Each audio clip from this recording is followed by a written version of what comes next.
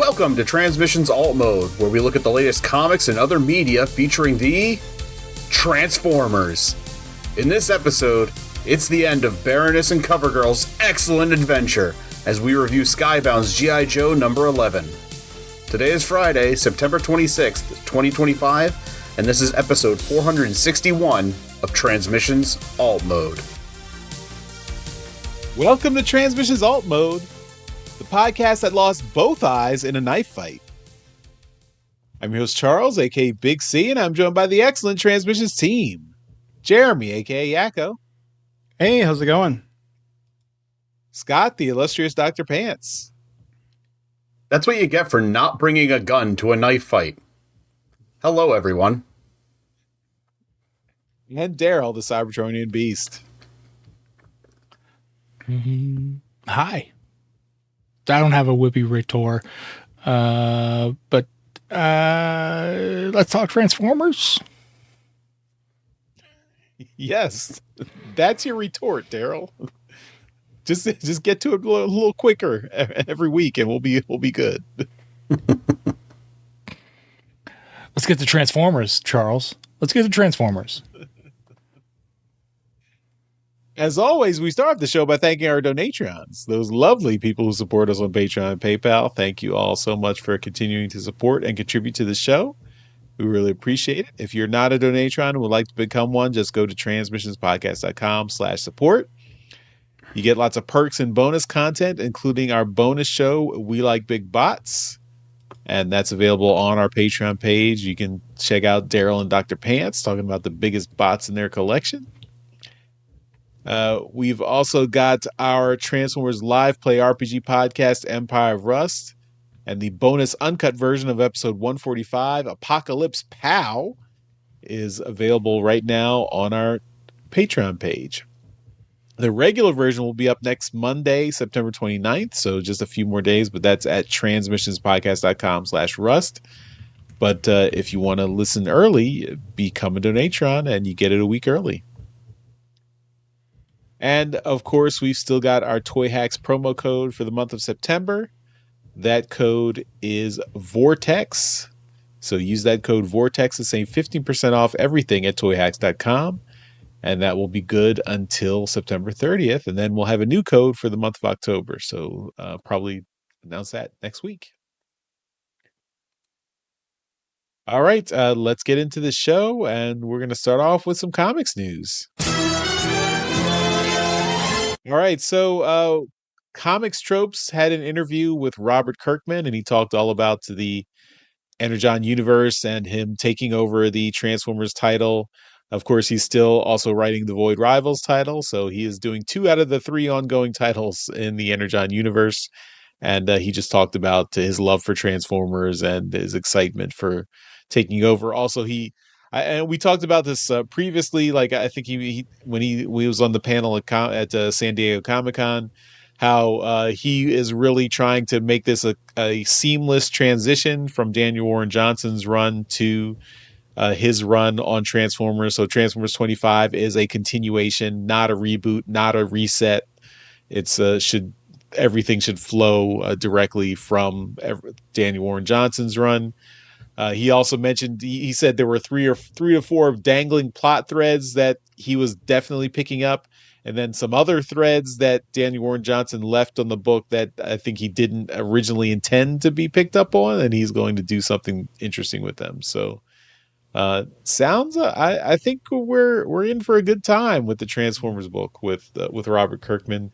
He seems really excited to take it on, and I think, of course, he's been a longtime Transformers fan. He talked about his love of Transformers since he was a kid. He was 8 years old watching Transformers the movie. He says his dad has a vivid memory of him sitting in the theater with his 8-year-old son and tears streaming down his face as Optimus Prime died.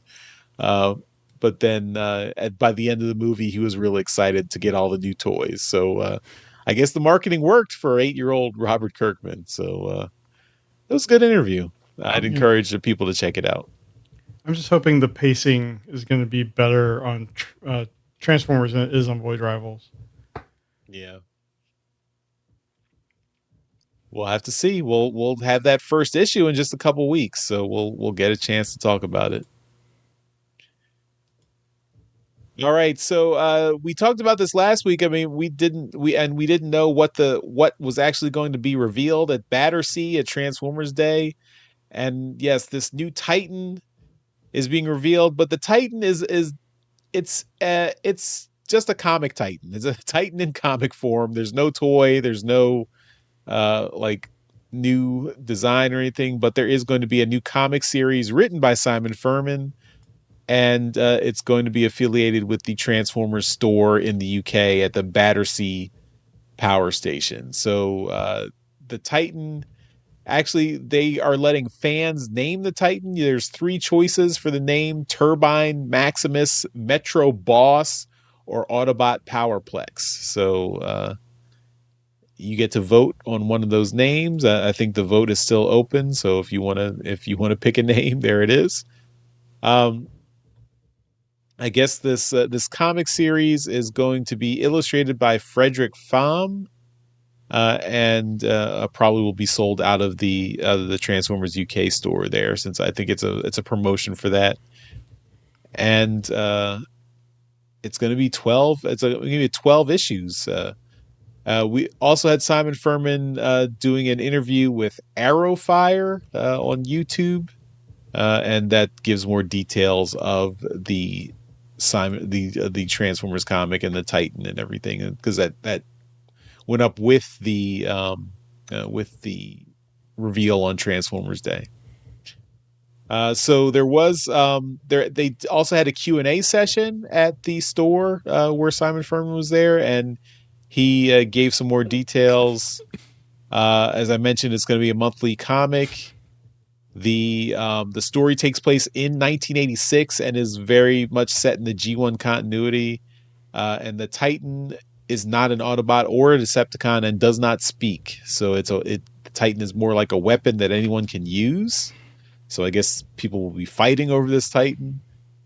And Simon Furman is pulling for Turbinus Maximus as the name. So he's putting his vote on that one. So I don't know if that's going to win, but we'll see. I mean, he's the writer. He can make it. He can just put it in there. Well, I think he agreed to abide by the fan vote. So, the Titan is a triple changer. It will have a robot mode, an energy plant mode, and a weapon for other Titans. So that's interesting.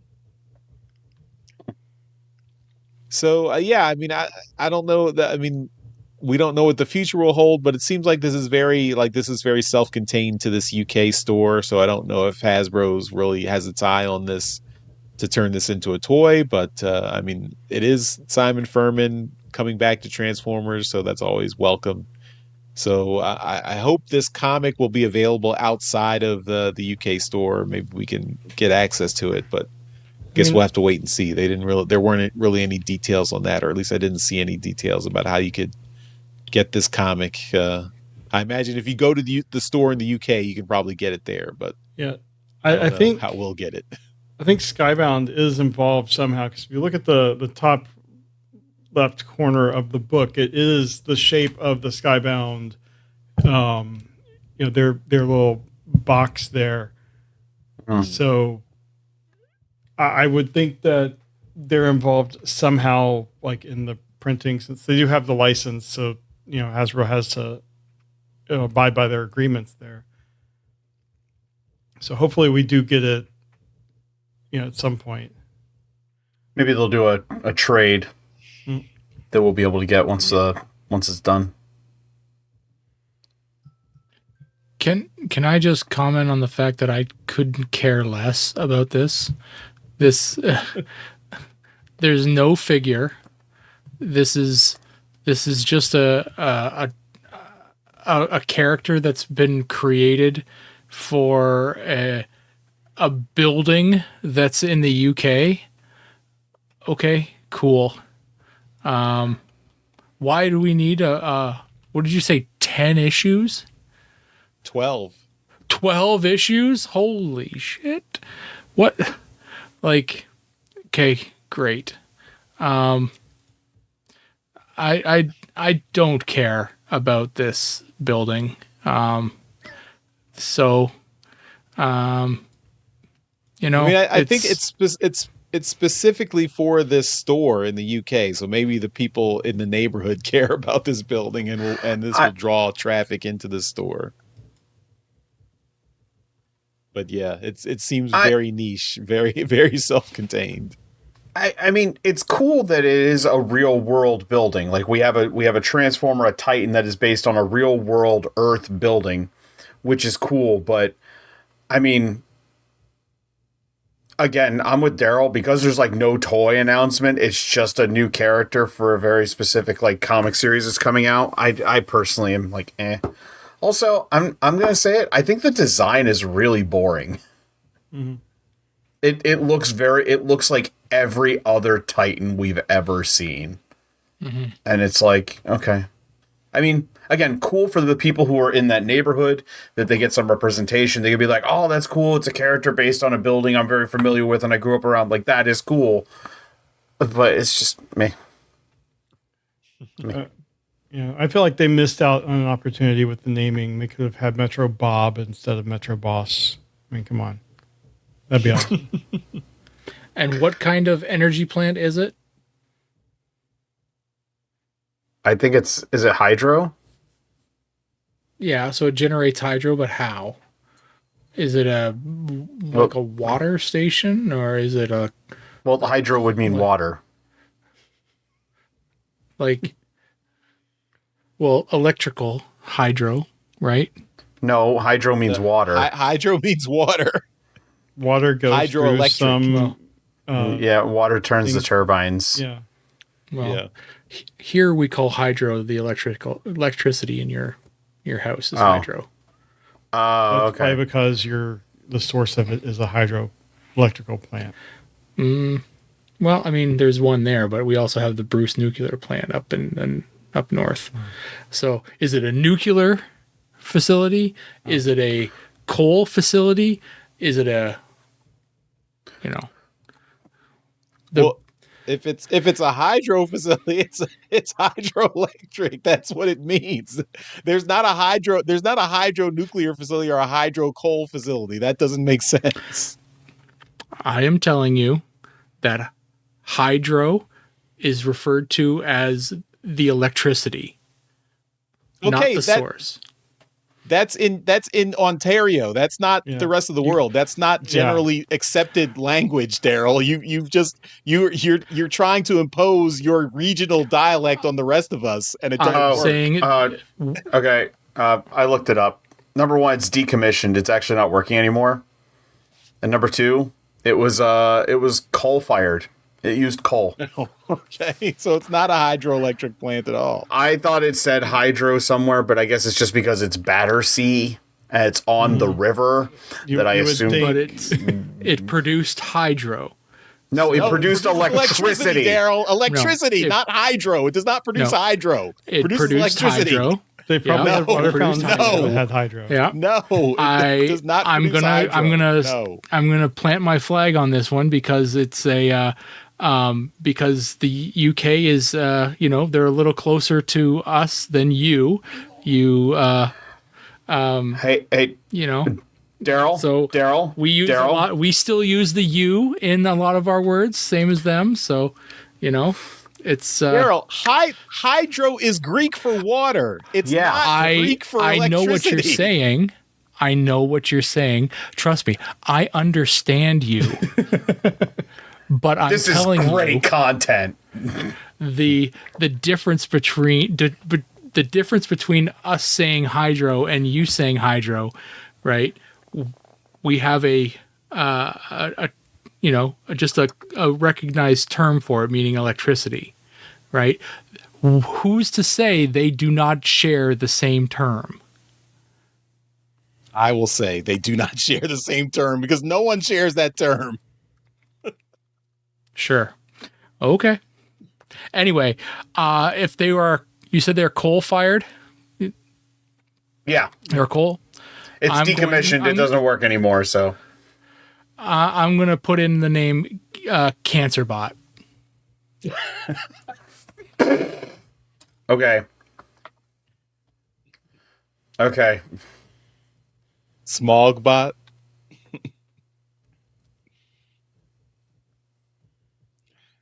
All right, I think we've wasted enough time on this. Yeah. This is Moving on to our last topic, the Transformers compendium digital versions came out for all the Kickstarter backers. So Jeremy and I are backers for the compendium, so we both got access to the digital versions. Downloaded them. I have not really gone through them in detail. I just kind of flipped through the first couple of volumes. But Jeremy has had done a little bit more thorough in examination. So, what were your thoughts, Jeremy? Well, not a ton more than you at this point, but yeah, I mean, I flipped through and I'm in the Facebook group where someone was complaining about the quality of it. I'm going to show some of the pictures that they posted because they were a lot more. But I guess they had gone through a lot more than I had. But like if you look at this page here with Ultra Magnus, you can see like creases and stuff, and it was like they just scanned these pages, and there was like visible damage on the pages. And he said there were some coloring issues and stuff. And I haven't noticed that, but I haven't also seen these pages in my scans. But I figure it's going to be the same for everybody. I haven't seen anything from Skybound talking about it. But one thing I did notice and I thought was really cool is I mentioned this on the toy show. Like when the Hachette did that compilation of, all the Transformers stuff in that subscription thing that they did, they had John Paul Beauvais go and color some comics that were just black and white from the UK from years ago. And so I found this panel here from Marvel UK 248 Fallen Star, because the TF Wiki actually mentioned like a few issues. So I'm like, I'm going to try to find this. One complaint I have about the books is there is no table of contents. Yeah, so you just have to, they're in order, I think, but where the US and UK issues kind of intertwine, a table of contents would have been nice. But I did find this panel and I have it. And Daryl, I did in my file name, I used the U in color since JP appreciate didn't color it. Not that you can see the file name, but I did that. But so this is that same image of Starscream. He doesn't get the credit on the page because this was from the original comic, but in the credits page of the book, under a colorist, he's mentioned. So I'm sure he's happy that he did get credit. But it's, I mean, I think that looks great. I'm not sure what issues that that were originally black and white are colored. There is a lot of just prose. I haven't read through it. I'm not sure if that was in like original books or if it was something Simon Furman added on here. But it is really complete. It has the G2 series. I saw like a Transformers Visionaries story in here. The Transformers Universe profiles are in book 4. So I'm looking forward to getting the paper version, so I can just, it'll just be taking up space where I have no space to put it. But I'm really excited to dig into that. But this is really cool, just in that you're got 4 files with everything G1. Yeah. I mean that's my complaint is my one complaint. My one complaint about the table of contents is also they for the compendiums that intersperse all the US and UK content, they have the covers for the individual issues, but they don't call out the annuals. Like, so a lot of those prose stories were in UK annuals. Okay. and those annuals are not identified as such in the compendium. So it makes it very confusing and difficult to track what content came from where. So I mean, if that's a one issue issue I have with the compendium overall. But I mean, it is a massive undertaking. So I mean, but yeah, they should have had an index or table of contents or something to help keep track of everything. Yeah. But also congratulations to John Paul Bove for getting getting published in that compendium there, getting his work in there. That's very cool. I mean, a lot of U.S. people never got a chance to get those because the Hachette stuff wasn't, published out over here. So that's great getting a lot of that content and, getting his work out would be awesome. Yep.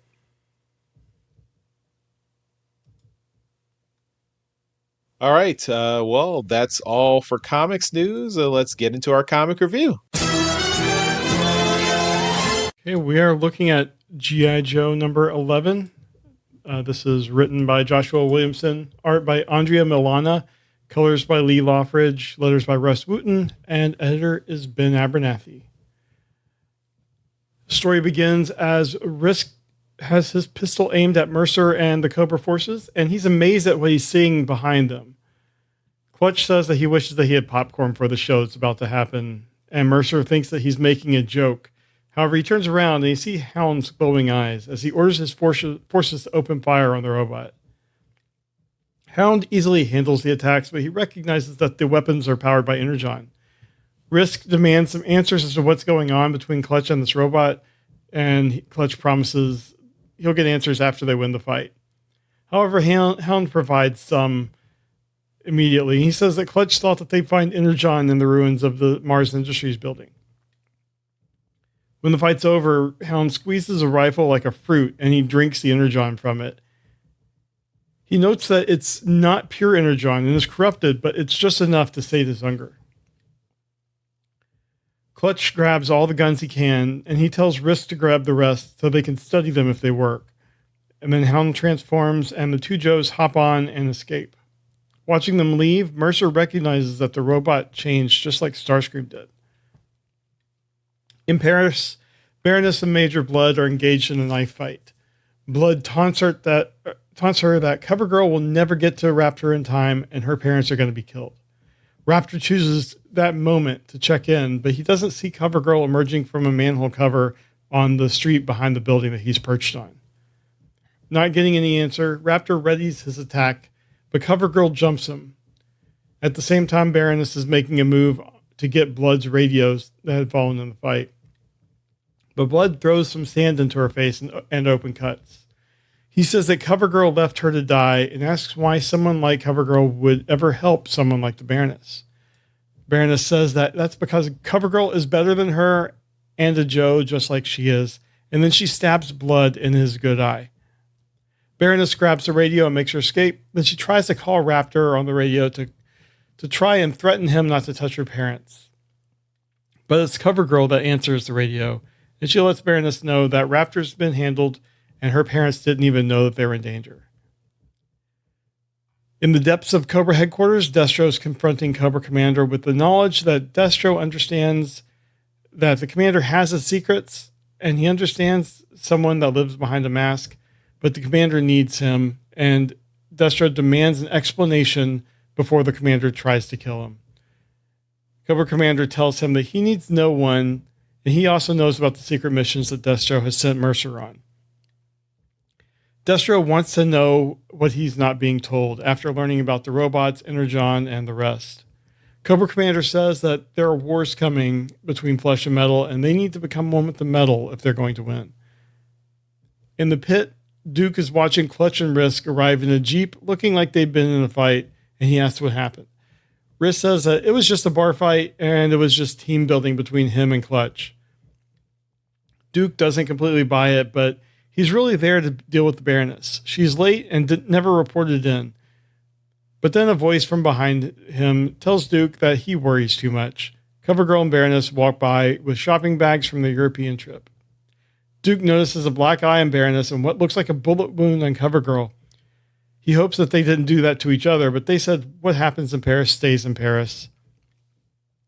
Duke walks away frustrated while General Hawk looks through his window at Cover Girl and Baroness, saying their goodbyes before heading to their quarters. Hawk tells a hologram with Flint, Lady J, and Beachhead that they can stand down. Night Force doesn't need to go after Baroness after all, but he does have a mission for them, and they need to break their next recruit out of prison, as we see an open folder on his desk for a woman named Joe Craig, codename Shooter.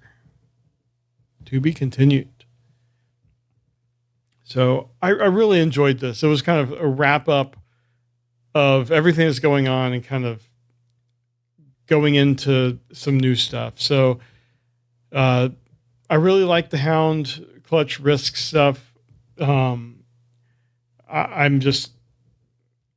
I like Hound as a character, and anytime I can see more of him, especially in this book, I think Joshua Williamson has a really nice take on the personality of Hound, and I want to get more of that.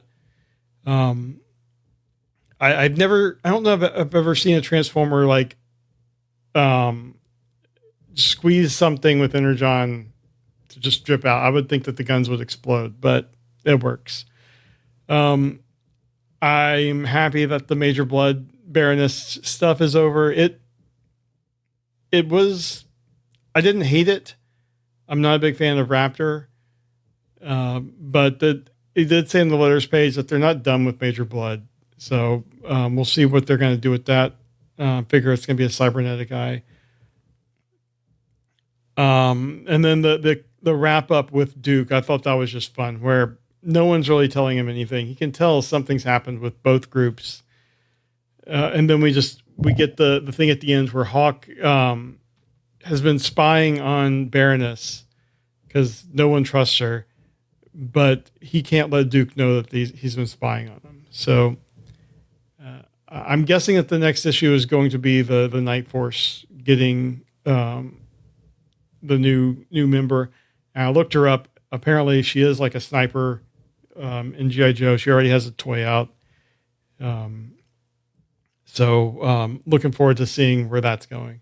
So I think this was a pretty strong issue.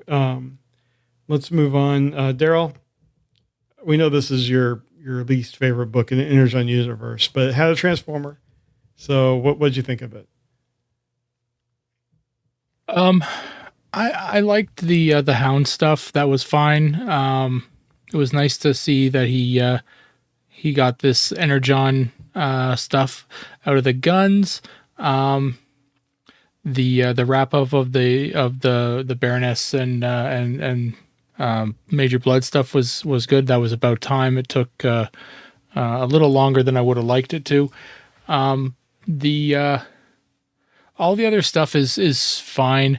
The reveal at the end with Shooter or whatever, as is expected, I have no idea who that is, and really wasn't blown away by that. I expected you expect stuff like that, and that's going to continue to happen with me because I really don't know any of the characters. I had no idea either, especially if they're new. But we're into issue 11 here of the G.I. Joe book, and I'm going to need them to acknowledge the other stuff that's going on in the Energon universe here, especially the stuff on the Earth, right? So we've talked about it on the show many times. This is a military organization, and they've had contact. We know they've had contact with Starscream through the Cobra subset, right?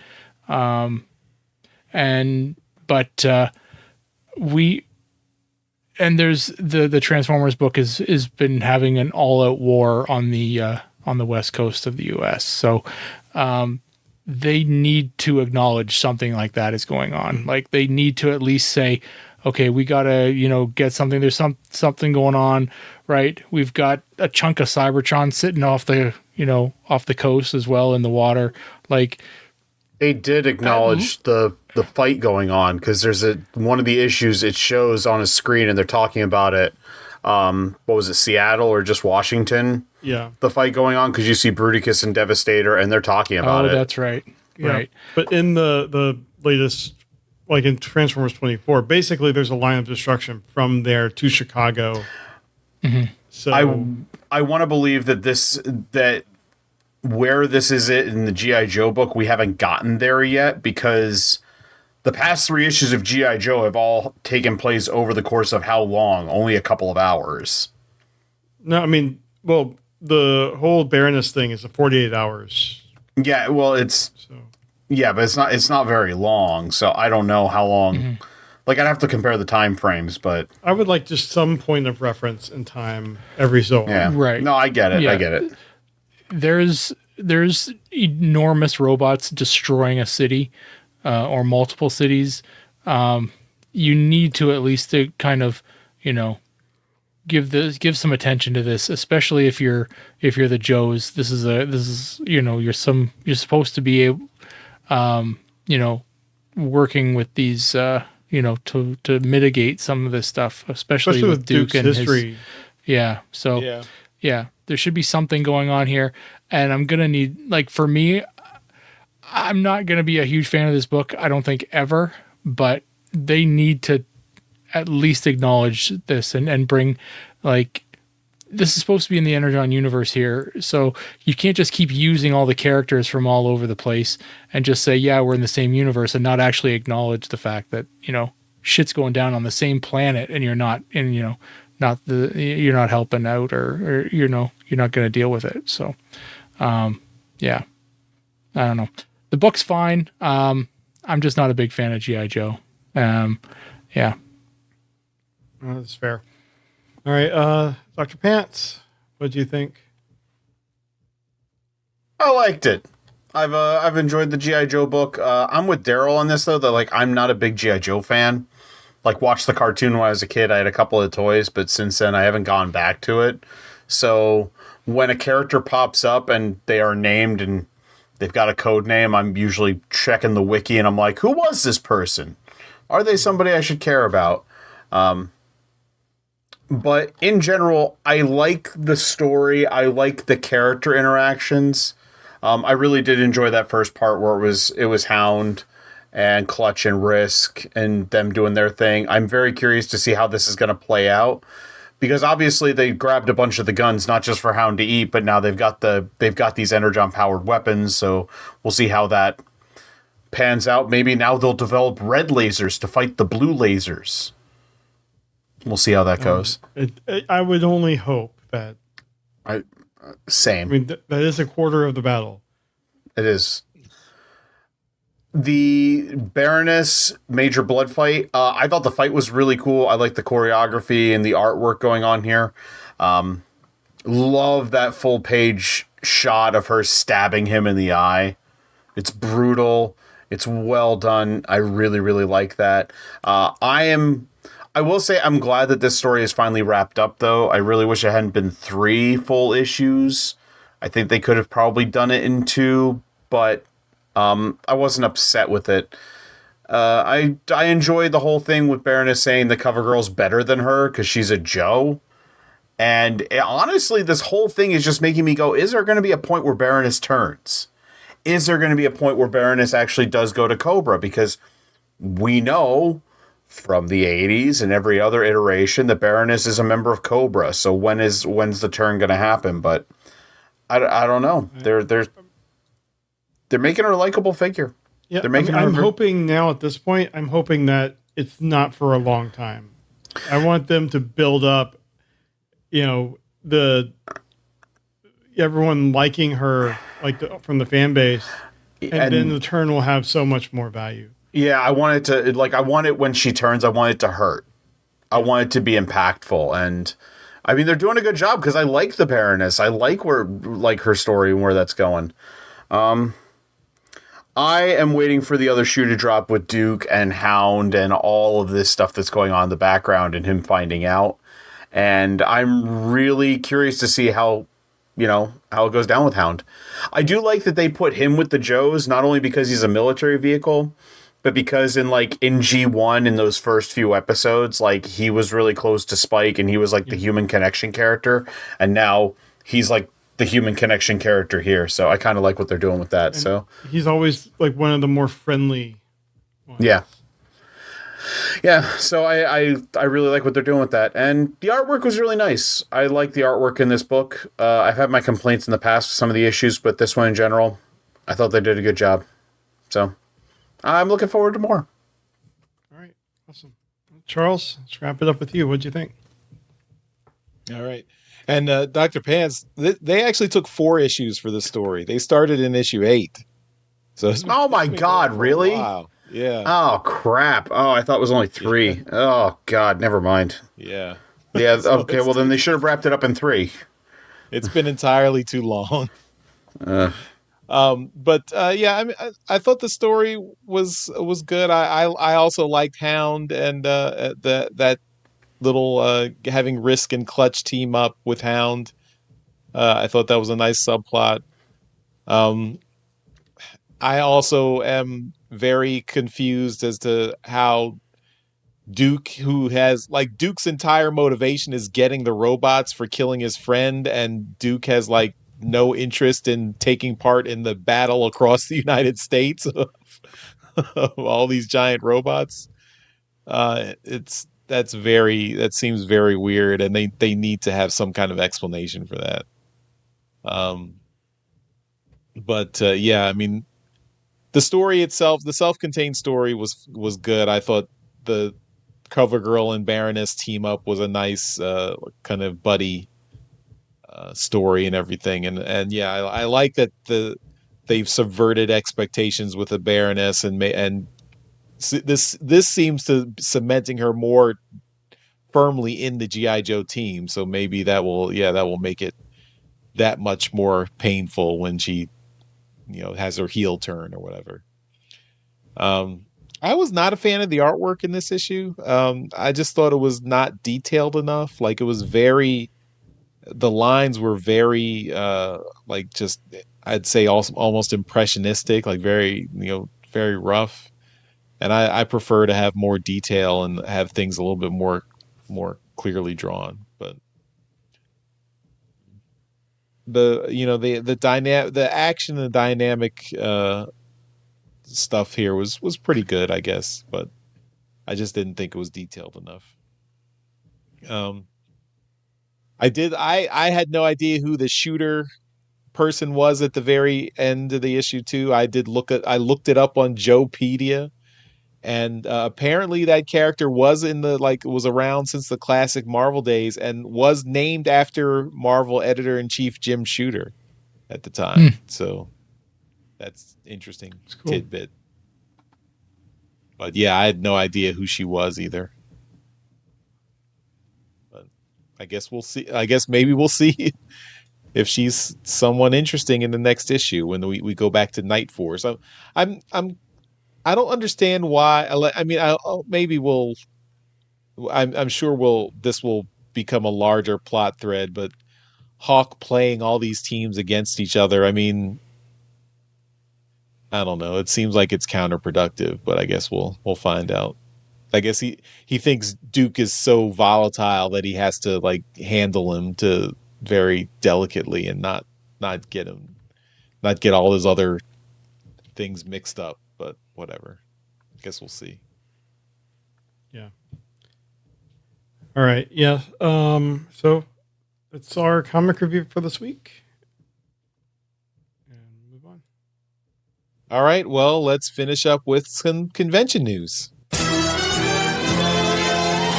We have just one thing for TFCon Chicago this week, and that is Arthur Burkhart, Charles's uncle, or no, I guess adopted father, the voice of Destro and Devastator, who at a TFCon a few years ago just basically took Charles in as one of his own. He's going to be there. He's hilarious. He's great. So if you're going to TFCon Chicago, just be sure to talk with him. and I guarantee you'll be laughing. So Never got that interview, but maybe one day. yeah.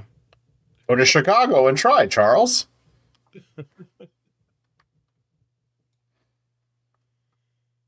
We'll see.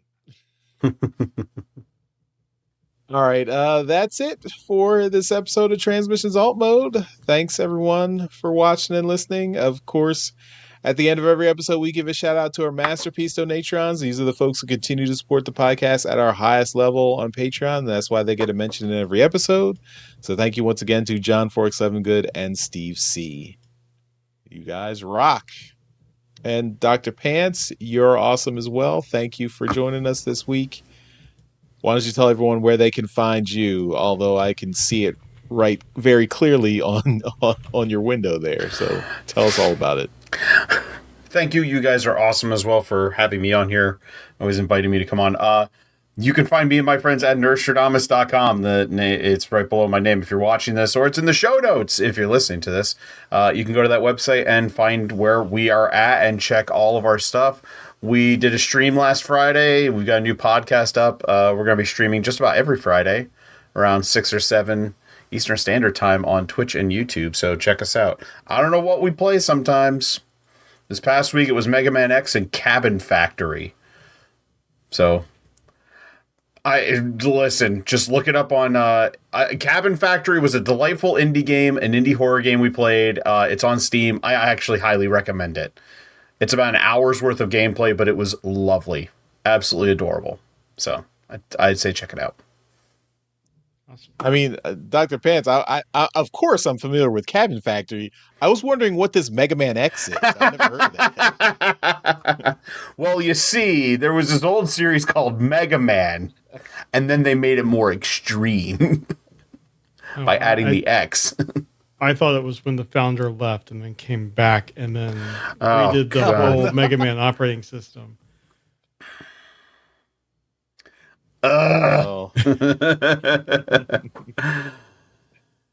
Thankfully, Mega Man has nothing to do with Elon Musk or Mega Man X. No, I was talking about Mac OS 10. Oh, okay. Oh my god. Steve Jobs. I didn't say he bought the founder rights. That's okay. All right. Anyway, I think that's a sign that it's late. We need to wrap this thing up. Yep. All right. Thanks, everyone. We'll see you next week. Bye-bye. Bye. See ya. Hydro. Thank you for listening to this episode of Transmissions. If you'd like to join the conversation, travel to our Discord channel at transmissionspodcast.com/Discord. Want some cool transmission swag? Feast your eyes on our transmissions gear at transmissionspodcast.com/shop.